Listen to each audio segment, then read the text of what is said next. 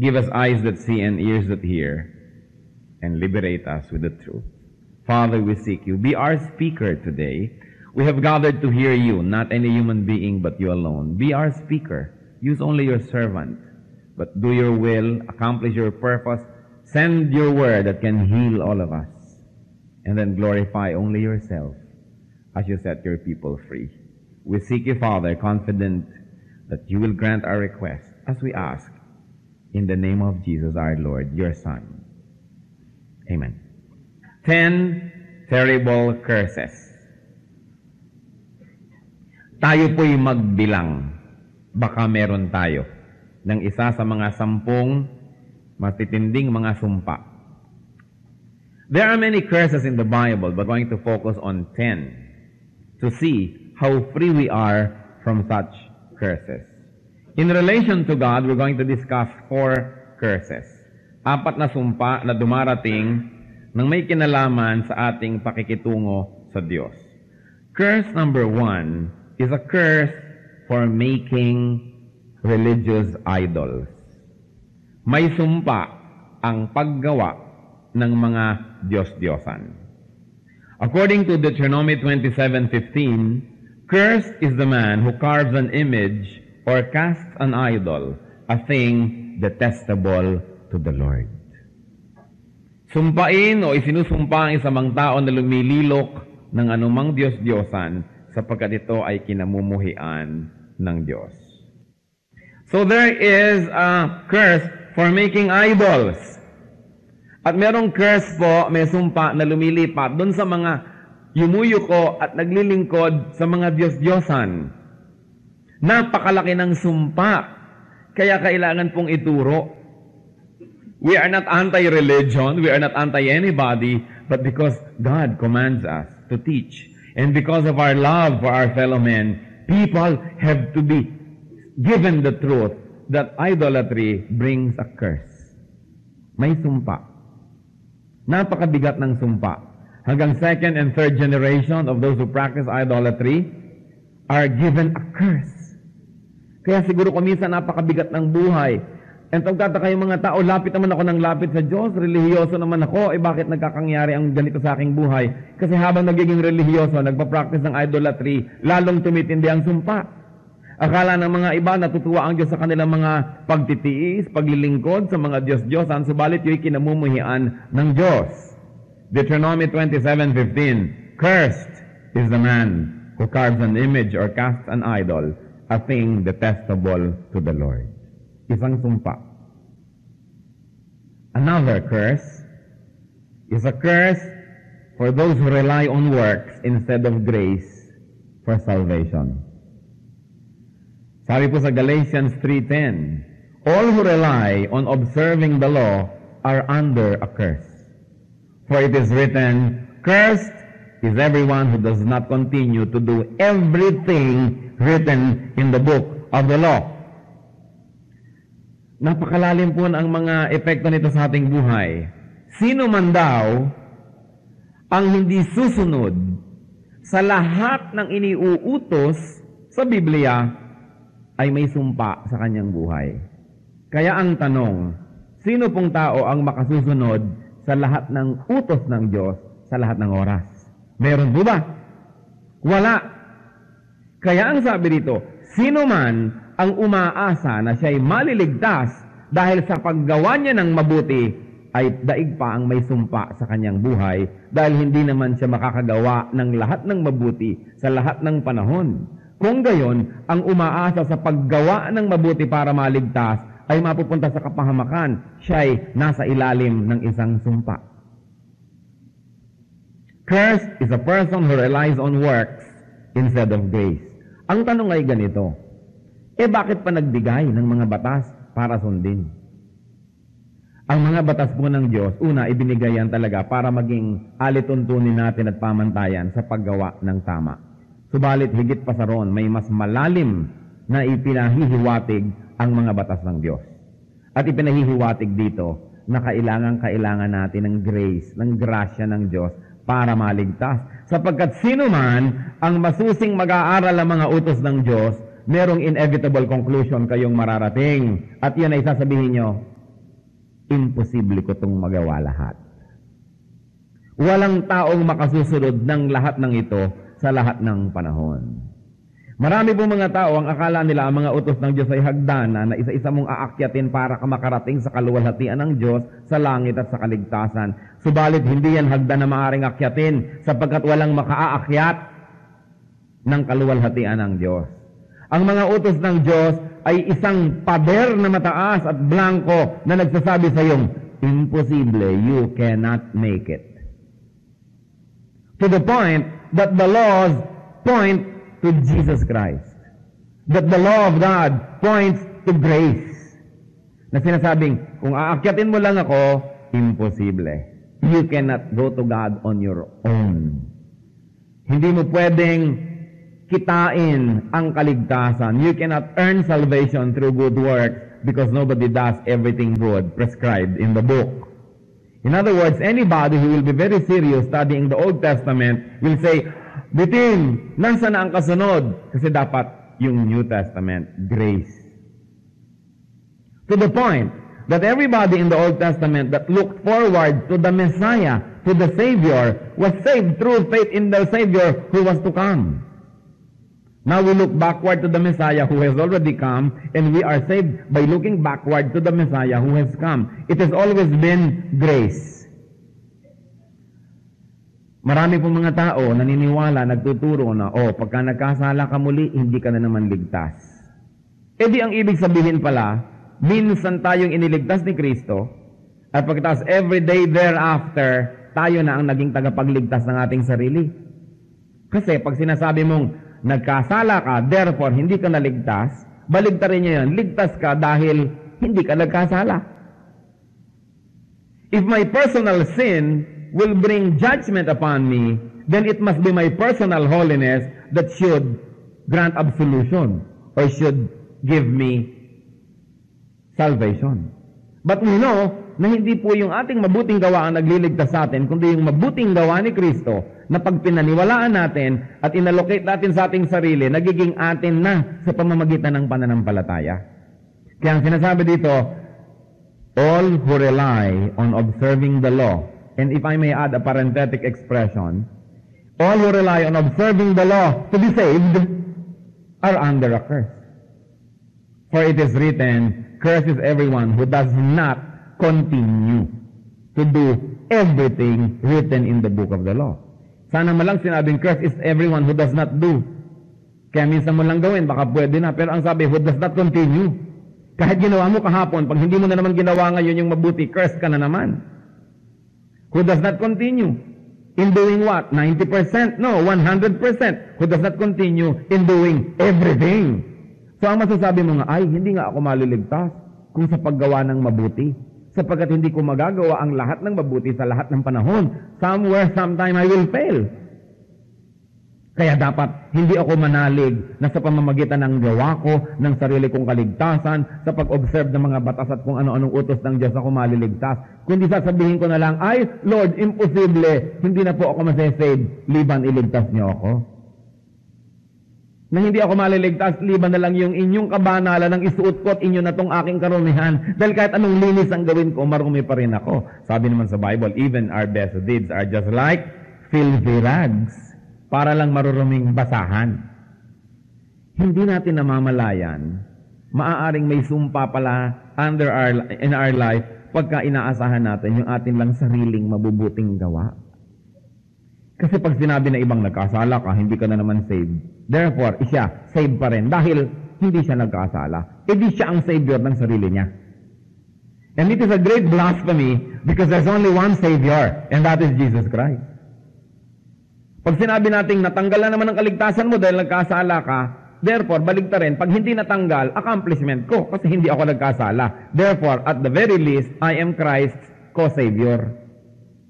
He saved me once, but I maintained my salvation. So, co-savior na ako. Kaya hindi yun totoo. Sabi po, cursed is the one who rely on observing the law. Hindi naman ibig sabihin, masama po to observe the law. We must. But because we are already saved, we observe God's law. Hindi yung we observe God's law so we can be saved. Baligtad. Dahil tayo ay anak na ng Diyos, sinusunod na natin lahat ng inuutos niya para siya maluwalhati. Pero hindi yung susundin ko lahat ng utos para ako maging anak ng Diyos. There is nothing you can do in your own merit that can earn you that blessed situation except to accept Jesus as Savior and Lord. Grace lang. So maaari, marami tayong nakapaligid sa atin, may curse pala yung buhay nila, hindi nila alam. Kasi umaasa sila sa kanilang sariling gawa para maligtas. Bakit naman curse yun? Biruin nyo yung ginawa ng Panginoong Jesus, i-ignoren mo. Sabi mo, teka, hindi enough yan. Kailangang dagdagan ko ng aking sariling pagsisikap. Sinabi na nga ng Panginoon nung mamamatay siya sa krus, it is finished. Tapos na ang lahat ng gawain ng salvation. Tatanggapin na lang. Tapos sabihin mo, kulang, dadagdagan ko ng kabanalan ko araw-araw para mabuo. That is very presumptuous. That is even blasphemous. And it deconstructs the very center of God's plan for salvation, which is through grace. Grasya, biyaya, hindi sweldo, hindi bayad sa mga nagsisikap. Grace is the only way out of such curse. That's curse number 2. Curse number 3 is for not tithing. Baka biglang lumaki ang ating collection tuloy. May sumpa pala ang hindi nagtatithe. Ano po yung tithe? The 10% of everything that God gives us, we give back to God. To His work, to His church. Sabi sa Malakay 3:8 and 9, will man rob God? Yet you rob me. But you ask, how do we rob you? In tithes and offerings. You are under a curse, the whole nation of you, because you are robbing me. Yun ang sabi ng Diyos. Just this week, a few days ago, may kausap po akong isa nating kapatid. Sabi niya, bakit ba na-emphasize masyado yung Malakay 3:10? Yung pagka nag-tithe ka, bibigyan ka ng Diyos ng mga blessing, bubuksan niya ang bintana ng langit, at talagang pababahain sa iyo ang mga pagpapala. Pero hindi yata na may mention yung Malakay 3:9 na dapat ding mentionin na ang nagnanakaw sa Diyos by not tithing ay may sumpa. Dalawa naman kasi ang ating motivation para maging faithful sa Diyos. Kung Malakay 3:10, yung premyo. Kung Malakay 3:9, yung parusa kung hindi mo gawin. So, pagdugtong-tungtungin natin lahat na ang hindi nagtatithe sa Panginoon ay magnanakaw. Bakit titigan nyo nga ang inyong katabi? Mukha bang magnanakaw ang inyong katabi? Hindi natin alam, di po ba? Kung may salamin tayo manalamin. Ako kaya magnanakaw. And yet, the terminology, napakabigat, napakasakit na salita, hindi po ba? Masabi magnanakaw, sabi ng mga Hapon, dorobo. Magnanakaw. Pero ang sabi ng Diyos, kayo mga magnanakaw. Kayong mga hindi tapat. Sabing ganon, will man rob God? Pambihira kayo. Parang sabi natin, napakalakas naman ng loob nito, napakatibay naman ang sikmura nito, ninanakawan ang kapwa-tao, lalo mahirap. Offended na offended tayo sa magnanakaw, di po ba? Paano pa yung ang Diyos ang ninanakawan? Hindi ba lalo naman kailangan napakatibay ng ating sikmura para natin magawa yon? Kaya sabi ng Diyos sa Malakay 3:8 and 9, will man rob God? But the answer is yes. Yes, you rob me. Ninanakawan niyo ako. At tatanungin niyo pa ako, paano namin po kayo ninanakawan? Sabi niya sa inyong mga ikapo at mga handog. In your tithes and offerings, you are under a curse. The whole nation of you, because you are robbing me. Baka naman po ito, isa sa mga curses ng ating buhay, kaya hindi tayo umunlad-unlad. Kaya kahit gaano karami kitain natin, para lang tayo naglalagay sa isang balding butas, wala ring mangyari. Malaki kita mo, tapos bigla yung anak mo nabalian ng buto, mas malaki pa yung babayaran sa ospital kaysa sa yung kinita. Yung kahit ano mangyari, kulang at kulang at kulang. Pwedeng mangyari yan because mayroong curse. Another curse. Sabi sa 1 Corinthians 16:22, if anyone does not love the Lord, a curse be on him. Come, O Lord. Sabi ni Paul. Biruin niyo to, pag hindi mo mahal ang Diyos, kaya tayo kanta ng kata, mahal na mahal kita, Panginoon. Nawa, yan ay totoo mula sa ating puso, sapagkat pag hindi mo pala mahal ang Diyos, may sumpa. 1 Corinthians 16:22, there is a curse for not loving the Lord. So those are the 4 curses that are related to our relationship with God. Let's go to 6 curses that have something to do with our relation with fellow men. There is a curse for people who curse God's anointed people. Pag merong minamahalang Diyos, kinakasihan, pinagpapala, at yun, taong yun o grupo ng taong yun ay inyong pinag-isipan, ginawa ng masama at isinumpa siya, ang sumba, talbog sa akin, balik sa'yo. At didikit pa. Yun ang sabi. Anong sabi sa Genesis 27:29? Sabi ni Isaac at Jacob nung ibinigay niya yung blessing, "May nations serve you and peoples bow down to you. Be Lord over your brothers, and may the sons of your mother bow down to you. May those who curse you be cursed, and those who bless you be blessed." Yun dong may mga anointing. Those that bless them are blessed, but those that curse them are cursed.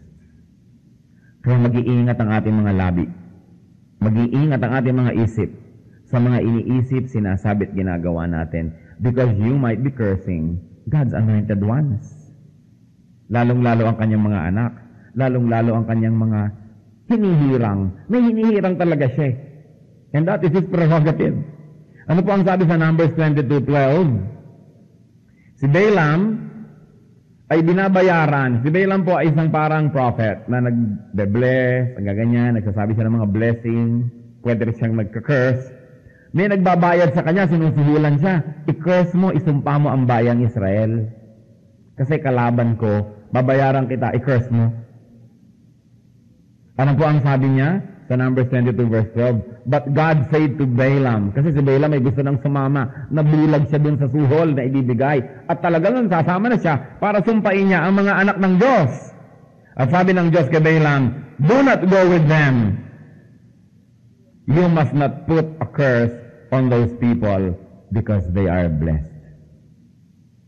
Sinabi siya ng Diyos, huwag kang sasama sa mga nagre-recruit sa'yo. Hindi mo dapat isumpa at bibigyan ng sumpa yung mga taong pinagpapala ko. And then in Numbers 23:8, sabi niya, "How can I curse those whom God has not cursed? How can I denounce those whom the Lord has not denounced?" There is a curse for cursing God's anointed people. Mag-ingat. Kaya lagi po tayong pinaaalalahanan ng Biblia tungkol sa ating mga dila, sa ating pagsasalita, sapagkat ang lahat ng yan may balik. Pag nagbibitaw tayo ng mga maling salita, mga paratang, criticism, o kaya nag-iisip tayo ng masama laban sa mga anak ng Diyos, lalo doon sa kanyang mga anointed, mag-isip-isip tayo sapagkat babalik at mabalik yan. Anong sabi ng Panginoon kay Joshua? "I will be with you. Your enemies will be my enemies. Your friends are my friends." And the Lord assured Joshua of his anointing. God's anointing is always coupled with his protection. The Lord said that nobody will be able to stand up against you all the days of your life. Not because Joshua could do it on his own, but because the Lord jealously protects his anointed ones. Isa po yan. Kumisan mga Kristiyano na, nasa church na, pero nagkakaroon pa ng curse ang buhay nila. Because they curse God's anointed ones.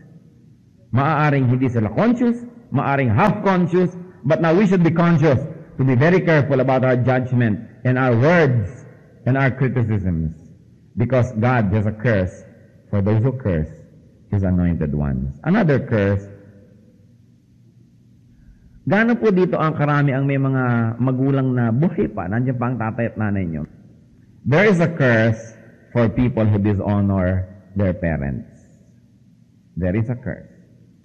Deuteronomy 27:16, "Cursed is the man who dishonors his father and his mother." The words are self-explanatory.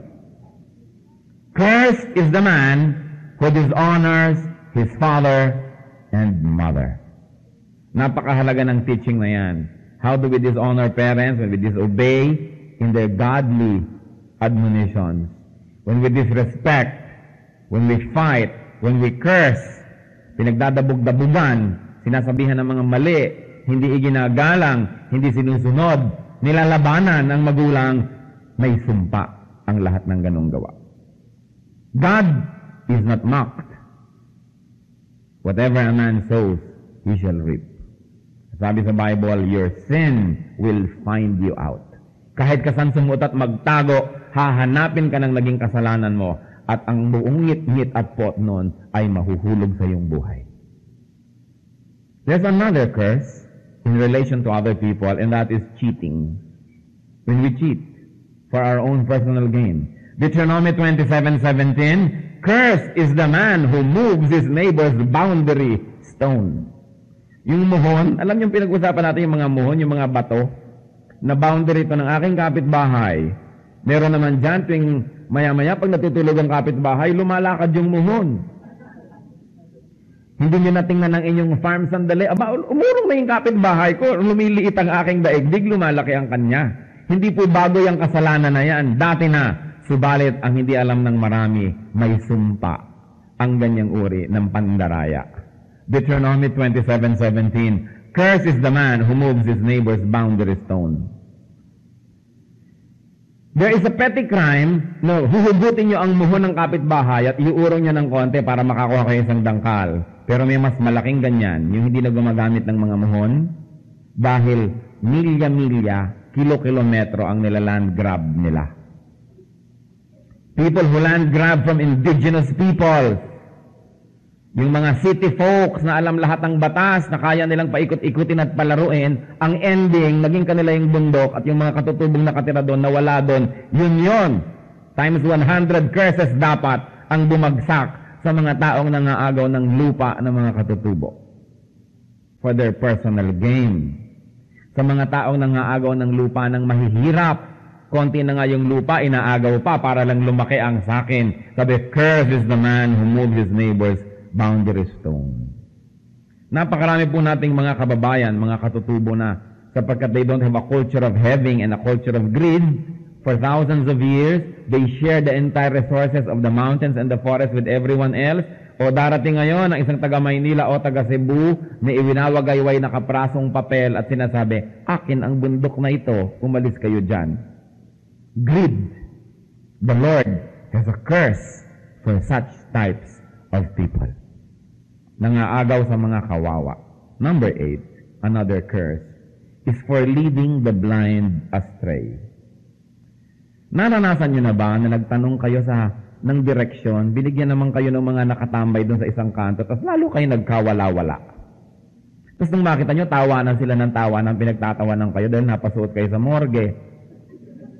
Napasuot kayo kung saan-saang mga kuweba.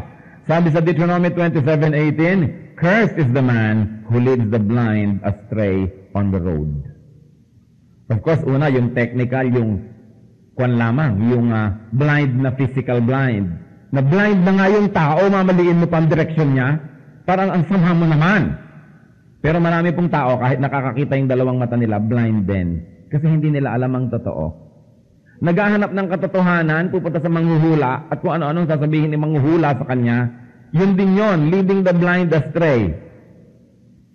Mga taong pupunta sa counselor dahil nanghihina ang loob, mamaya yung counselor ang nagsasamantala sa kahinaan ng mga tao sapagkat naipahayag sa kanila ang mga kahinaan. Yung mga tao na ng oras na malaman mo ang kahinaan ng iyong kapwa, binablockmail mo ngayon at lalo mo siyang pinagsasamantalahan. Pare-pareho po yan under this curse. There is a curse for those who lead the blind astray. Kung minsan litong-lito na nga yung tao, hihingi ng payo, ang ipapayo nyo, yung makabubuti para sa inyo, hindi para sa kanya. That is the same.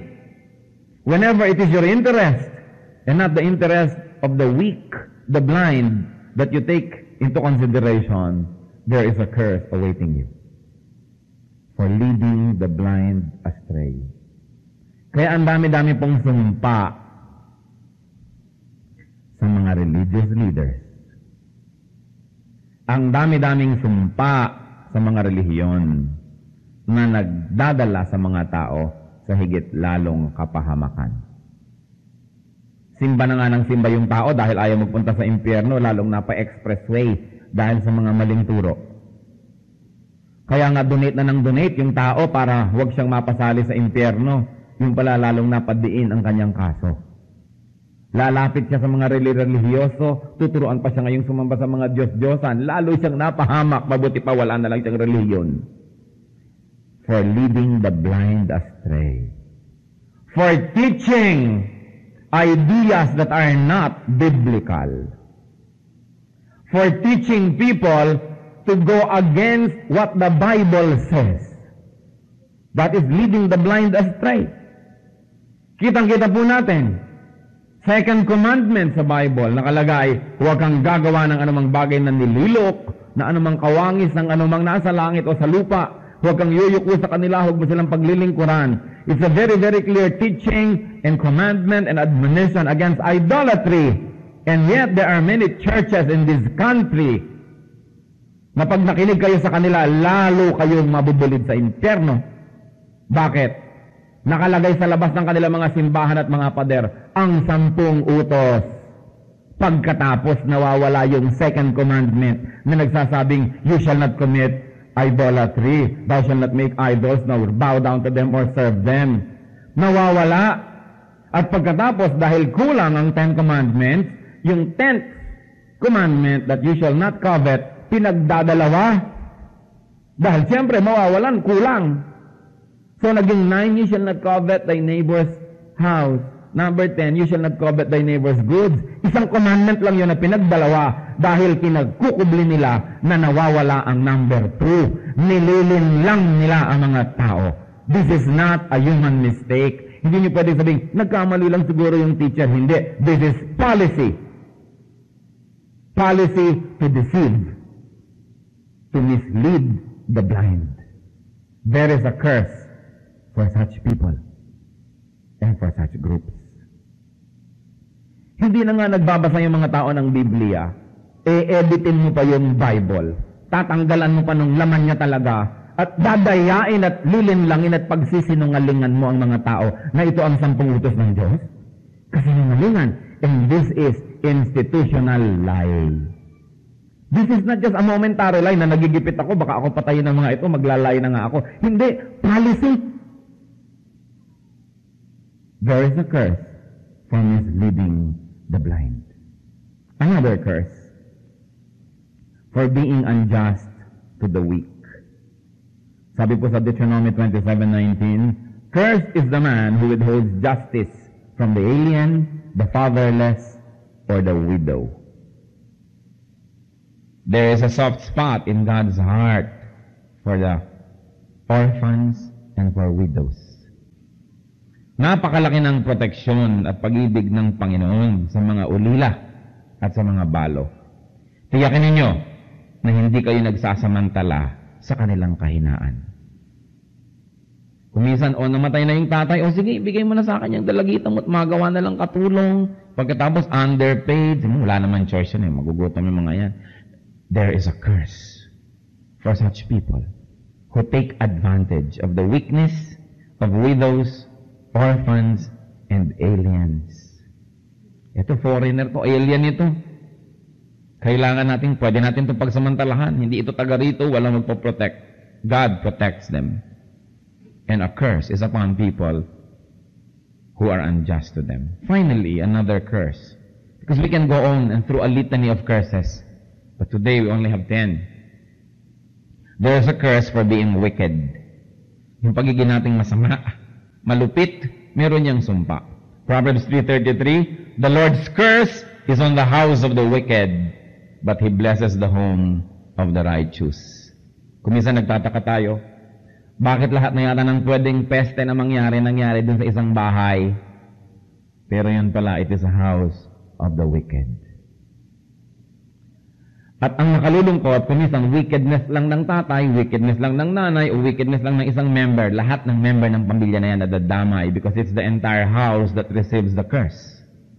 So titiyakin natin na hindi tayo malupit, hindi tayo mapangapi, hindi tayo nangangawawa ng kahit na sino, sapagkat ang tinig ng mga api at ang iyak at daing ng mga kawawa ay dinidinig ng Diyos.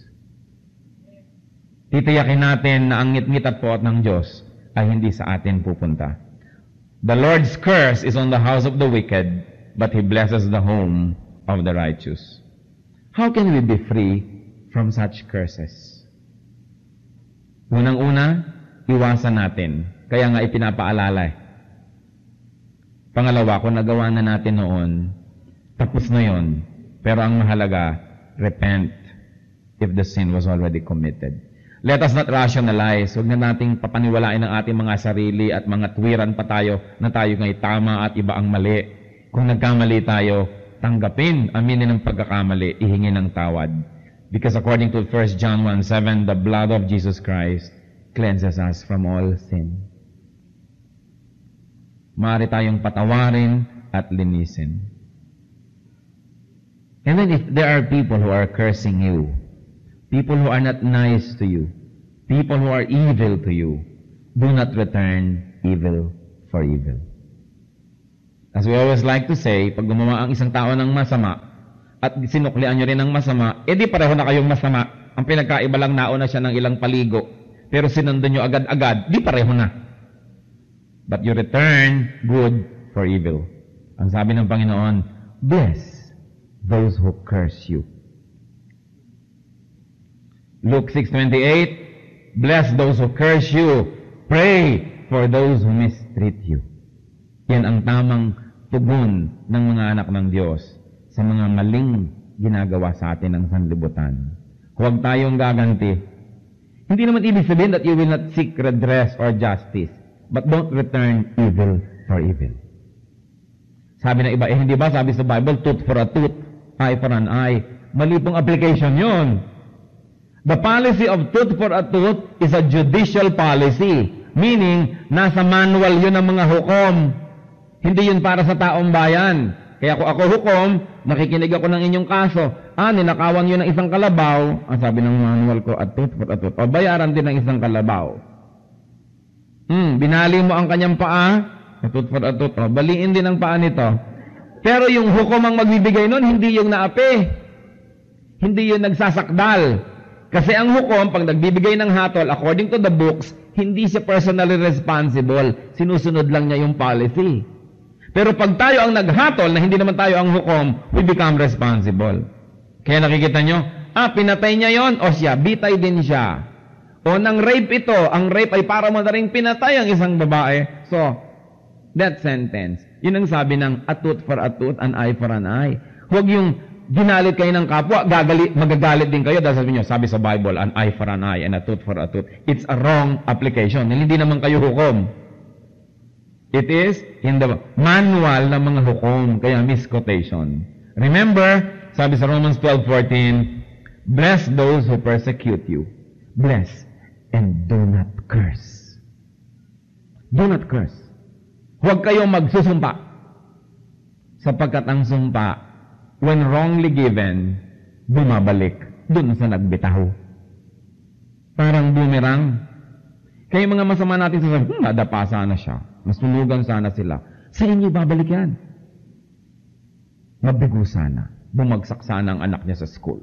Para pare-pareho na lang mga anak namin. Ganyan. Lahat yan bumabalik. Kaya bantayan niyo po mga kapatid ang inyong isipan.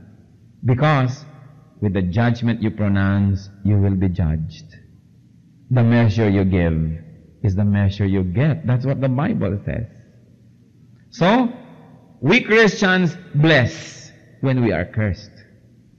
When we are persecuted, we pray for our tormentors. Could any one of us be living under a curse right now? Let us bow before the Lord and analyze ourselves. Baka naman kaya hindi matuloy-tuloy ang inyong prosperity, meron palang sumpa. Baka naman kaya hindi matuloy-tuloy ang inyong kaligayahan o hindi dumating-dating ang inyong inaasam-asam na kapayapaan, baka may sumpa ang ating buhay. Baka parang everything goes wrong. Parang pinagkakaisahan kayo ng lahat ng planeta. Baka there is a curse in our lives. Allow the Holy Spirit to move right now, to convict us. And if anyone is convicted by the Spirit, repent today, not tomorrow. Seek God's forgiveness. Lift the curse from your life and let blessings flow. In silence, let the Holy Spirit finish this message and give us personal application. Then we will pray. Holy Spirit, move in our hearts. Ipangukha mo sa amin kung ano at sino kami. Magsilbi po kayong isang salamin kung saan makikita namin ang katotohanan kung sino kami sa paningin. Convict us. Shake us out of our comfort zones so we can affect ourselves more correctly.